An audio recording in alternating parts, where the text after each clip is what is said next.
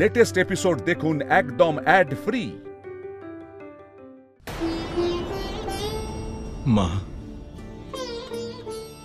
তোমার এই সন্তানকে ছেড়ে কখনো যেন চলে যেও না মা। যাবে না তো মা? তুমি এরকম ভাবেই তোমার নির্মল হাসি দিয়ে সংসারকে সিঞ্চিত করতে থেকো মা। করবে তো? জয় মা, জয় মা।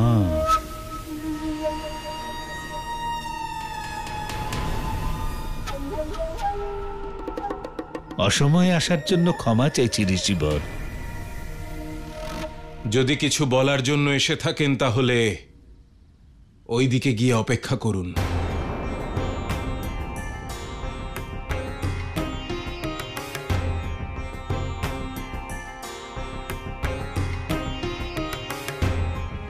পেট ভরেছে তো মা? এবার তুমি খেলনা নিয়ে একটু খেলো, আমি এক্ষুনি আসছি।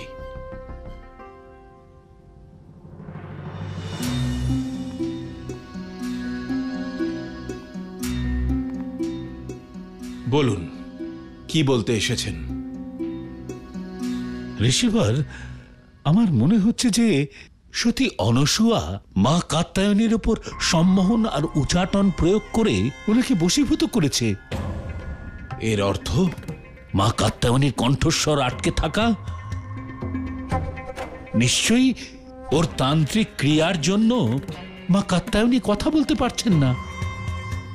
আর জানি না ভবিষ্যতে মা কাত্যায়নী আরো কি বাধার সম্মুখীন হবে। যদি এটা সত্য হয় তাহলে তাদের কঠোর দণ্ড পেতে হবে। কিন্তু ওরা তো দেবী ক্ষেত্র ত্যাগ করে গেছে।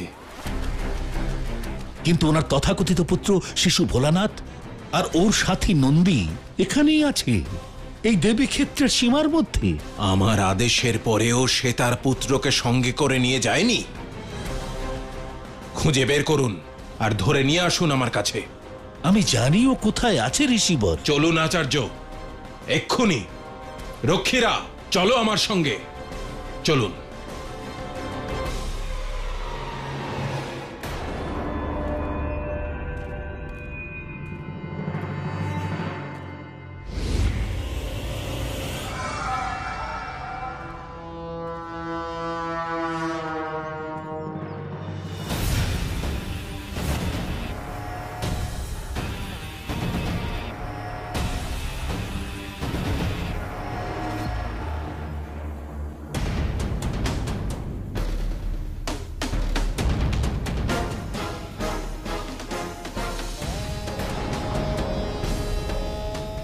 তুমি?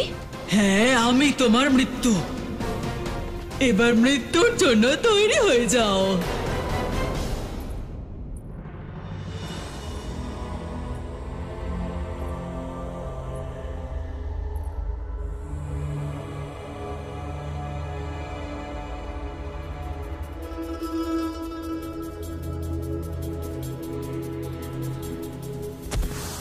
দেখে চলতে পারো না নাকি?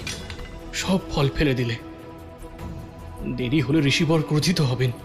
তোলো তোলো।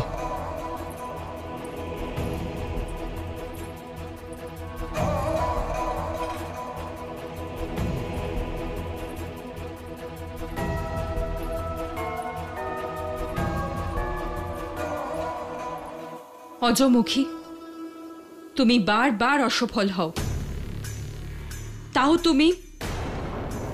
এইবার আমাদের জয় হবে। জয় আর পরাজয় সময় নির্ধারণ করবে।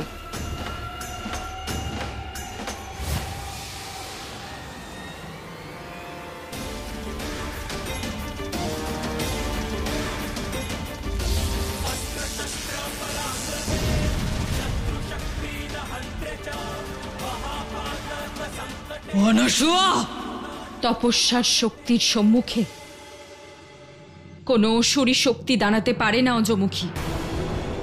তোমার ভালো এতেই হবে যে তুমি এখান থেকে ফিরে যাও। অবশ্যই ফিরে যাব, কিন্তু তোমার প্রাণ কেড়ে নেওয়ার পরে।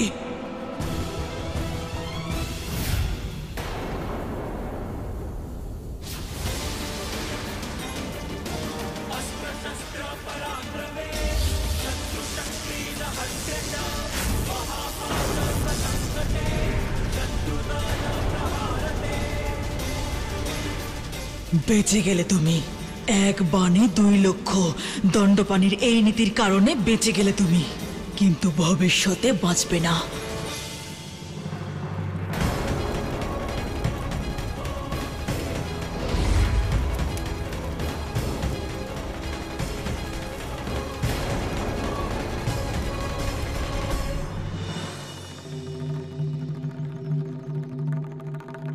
হে প্রভু, আর কত বিলম্ব হবে শিবের কাহিনী শোনাতে?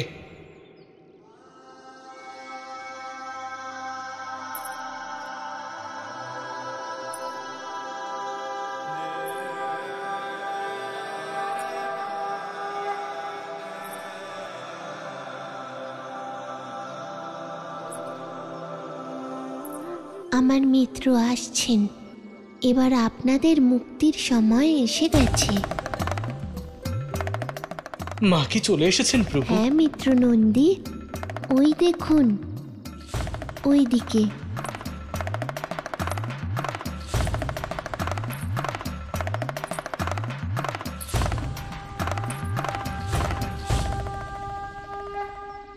शिव कैलाशों के वासी, धौली धारों के राजा, शंकर संकट हरना,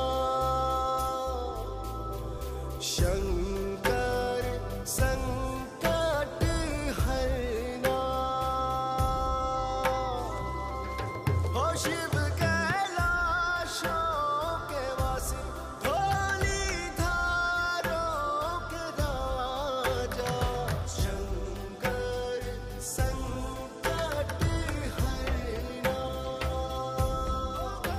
এত ভোজন, কিন্তু মা, প্রভুর ভোজন তো এই কন্দমূল।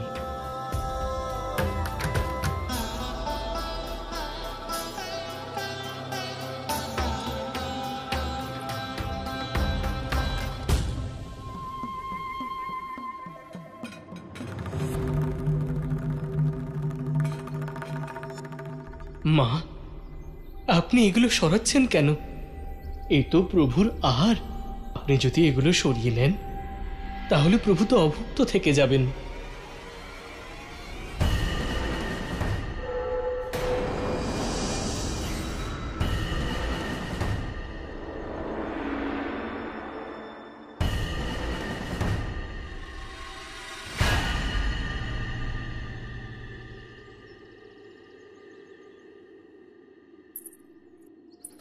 মিত্র নন্দী, যদি মিত্রের ইচ্ছে হয় যে আমি এগুলো না খাই, তাহলে খাবো না। আজ মিত্রের রান্না ভোজনই গ্রহণ করব।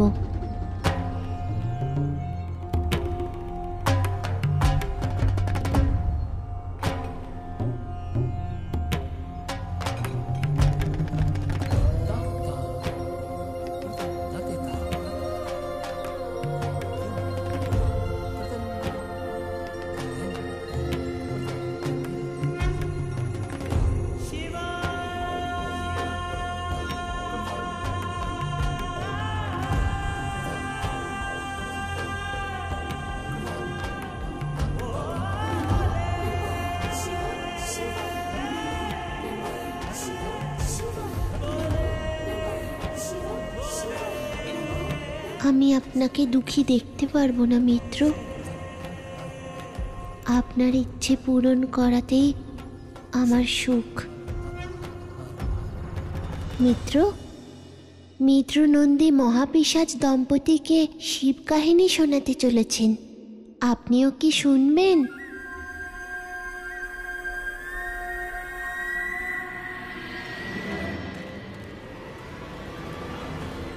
ওই দেখুন ঋষিবর।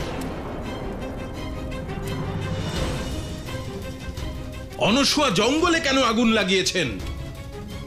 এ তো শক্তির অপপ্রয়োগ, পরিবেশকে দূষিত করছেন উনি। আরে কি প্রমাণ করতে চাইছেন উনি জঙ্গলকে দাহ করে? ও অপার শক্তির অধিকারিণী, আপনাকে ছোট দেখাতে চাইছে। ভণ্ড সতী অনসূয়ার আচরণ দেবী ক্ষেত্রে নিয়ম আর নীতির প্রতিকূল ঋষিবর। আমার তো এটাই মনে হচ্ছে যে নিজের নাকারাত্মক শক্তিকে প্রয়োগ করে এই দেবী ক্ষেত্রকে দেবী বিহীন না করে ফেলে। কাত্যায়ন থাকতে এ অসম্ভব আচার্য। অসম্ভবকে সম্ভব বানানো আর আপনার বিশ্বাস অর্জন করার জন্য ও এখান থেকে যাবার একটা প্রহসন করেছে। হ্যাঁ ঋষিবর, প্রহসন। অন্যথায় ও নিজের পুত্রকে এখানে কেন ছেড়ে যাবে? এটা সে এই কারণে করেছে যাতে তার পুত্রকে মাধ্যম বানিয়ে সুযোগ পেলেই আমাদের থেকে আমাদের মাকে ছিনিয়ে নেবে। কখনো নয়। আমার মাকে আমার থেকে কেউ কেড়ে নিতে পারবে না, কেউ পৃথক করতে পারবে না আমাদের।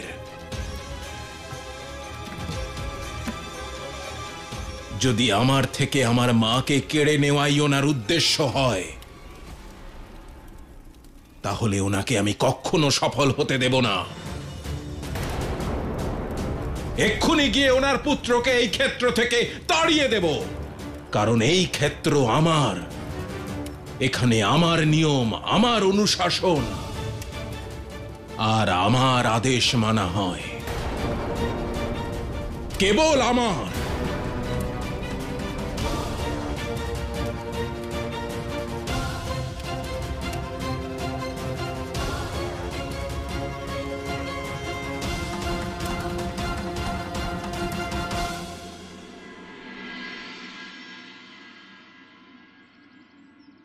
এই ঘটনা মহাদেব আর মা পার্বতীর বিবাহের কিছুদিন পরের, যখন মহাদেব আর মা পার্বতী পৃথিবী ভ্রমণে বেরিয়েছিলেন।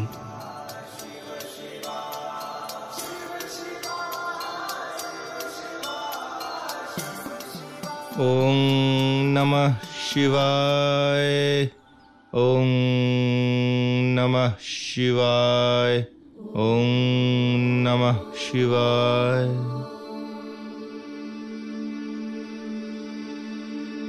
প্রভু, এবার তো দেখা দিন, এবার দেখা দিন প্রভু। আমি নির্ধন, তাই আসবেন না আপনি আমার কাছে প্রভু। তাই আপনার কাছে আমার ভক্তির কোনো মূল্য নেই বুঝেছি, কিন্তু এই আমি পণ করলাম, আমি প্রাণ ত্যাগ করব, কিন্তু যতক্ষণ আপনার দর্শন না পাচ্ছি আপনার সাধনা আমি ছাড়ব না প্রভু। ওং নমঃ শিবায়, ওং নমঃ শিবায়, ওং নমঃ শিবায়। গিরিজা। হ্যাঁ মহাদেব। আমার এক নির্ধন ভক্ত আমায় স্মরণ করছে, ওকে দর্শন দিয়ে আসছি আমি।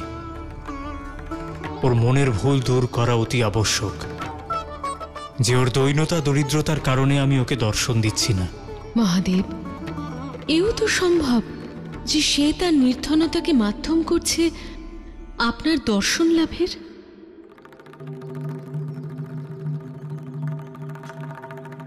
সন্দেহের এই সত্যকে পরখ করতে হবে। চলো, তুমিও আমার সাথে চলো। দিনের দৈন্যতা আর ভক্তি দুইয়েরই পরীক্ষা হয়ে যাবে।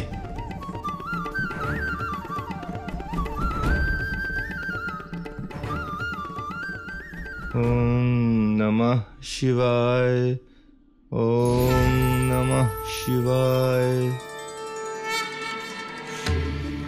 বৎস,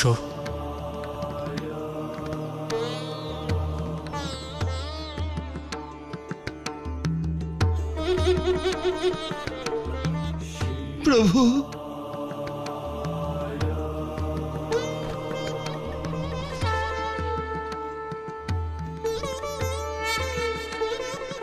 ওঠো। আমায় স্মরণ করার উদ্দেশ্য বলো। দর্শনের অভিলাষা ছিল প্রভু, যা পূরণ হয়ে গেছে। সবাই নিজের আরাধ্যের কাছে কিছু চায়, তুমিও চাইতে পারো। আমি যা চেয়েছিলাম তা পেয়ে গেছি প্রভু, আমার আর কিচ্ছু চাই না। কিন্তু আমি তোমার থেকে কিছু পেতে চাই। আজ্ঞা করুন প্রভু, কি দিতে পারি আপনাকে?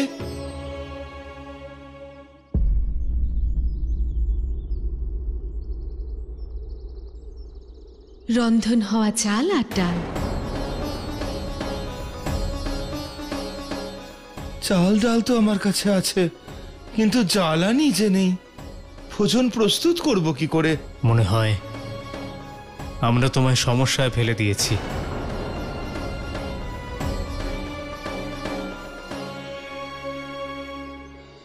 না প্রভু, কোনো সমস্যা নেই। আপনার এখানে অপেক্ষা করুন, আমি এক্ষুনি ভোজন নিয়ে আসছি।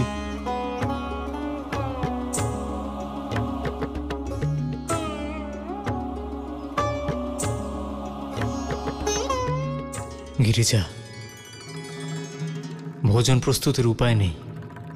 ভোজন প্রস্তুত করবে কি করে এই ভক্ত? সংকট, সমস্যা আর অভাব তো প্রকৃত পরীক্ষার মাধ্যম মহাদেব। যদি আপনার ভক্তের ভক্তি সত্যি হয় তাহলে সেই কঠিন পরীক্ষাতেও সফল হবে। তা না হলে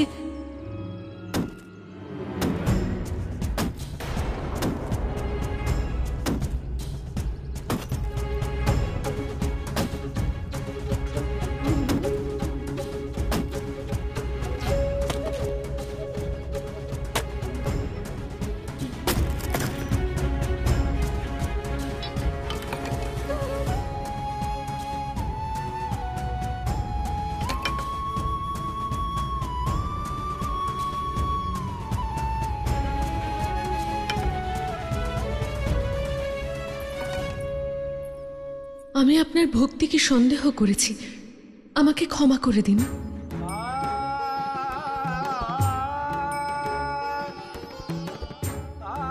আপনি আমার পরীক্ষায় সফল হয়েছেন। ক্ষমা চেয়ে আমার মতন একজন নির্ধনকে পাপের ভাগী বানাবেন না মা। আমি তো এইভাবে দুঃখ পাচ্ছি যে আমার প্রভু আমার কাছ থেকে আমার প্রাণটা চেয়ে নিলেন না কেন? কেন আমাকে তার যোগ্য ভাবেননি?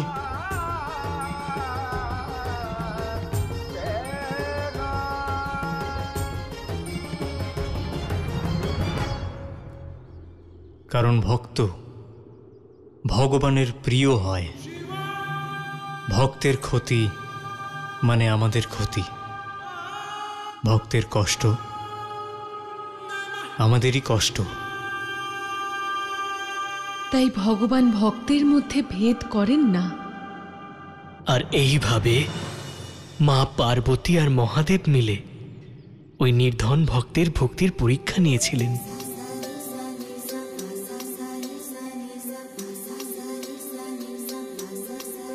মিত্রের অন্তরের প্রসন্নতা এরই প্রমাণ যে আসন্ন সময়ে মহাদেব আর পার্বতীর কাহিনী ওনার ওপর সঠিক প্রভাব ফেলবে।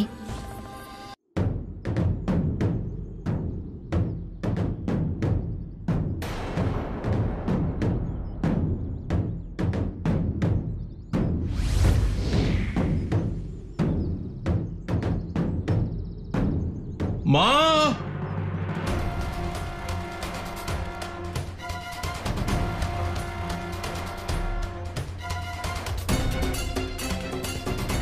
মা তুমি কেন এসেছো এখানে?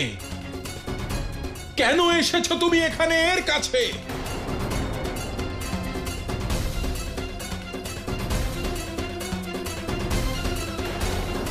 তবে আমি তোমাকে কেন দোষ দিচ্ছি? সব দোষ তো এই ভেগধারী বালকের আর ওর মায়ের। এর মা তোমাকে আমার থেকে দূরে নিয়ে যাওয়ার জন্য নিজের এই মায়াবী পুত্রকে এখানে রেখে নিজে এই দেবী ক্ষেত্র ত্যাগ করার নাটক করেছে।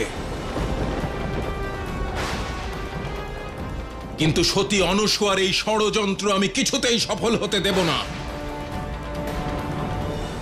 তুমি আর তোমার এই সঙ্গী এই মুহূর্তেই এই দেবী ক্ষেত্র ত্যাগ করে চলে যাও। এই হলো আমার আদেশ। ক্ষমা করবেন ঋষি কাত্যায়ন।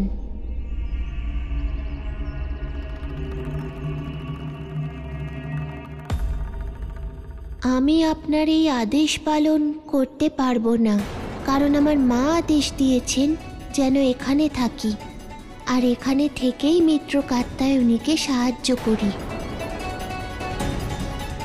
আর আমার কাছে আমার মায়ের আদেশ ডম্ভ বাক্য।